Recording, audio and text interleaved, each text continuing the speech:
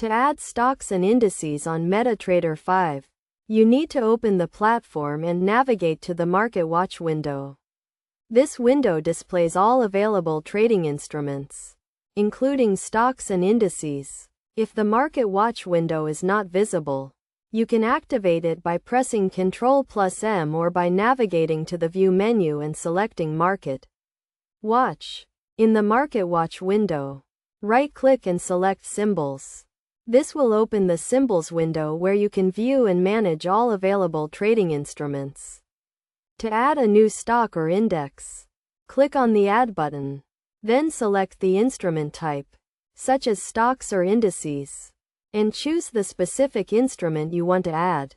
For example, if you want to add Apple stock, you would select Stocks. Then type Apple in the search bar, and select the Apple stock symbol from the search results.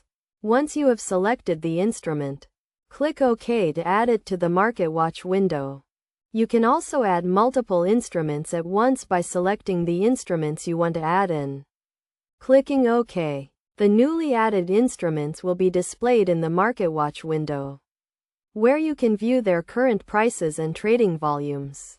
To view the price chart of a specific instrument, simply drag and drop the instrument from the Market Watch window to the chart window, or double-click on the instrument in the Market Watch window.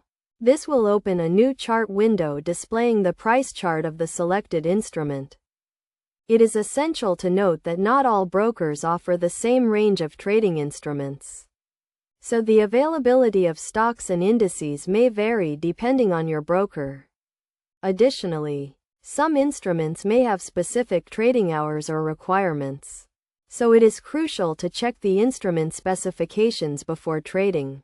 By following these steps, you can easily add stocks and indices to MetaTrader 5 and start trading or analyzing these instruments. Remember to always check the instrument specifications and trading conditions before trading, and to use proper risk management techniques to minimize potential losses.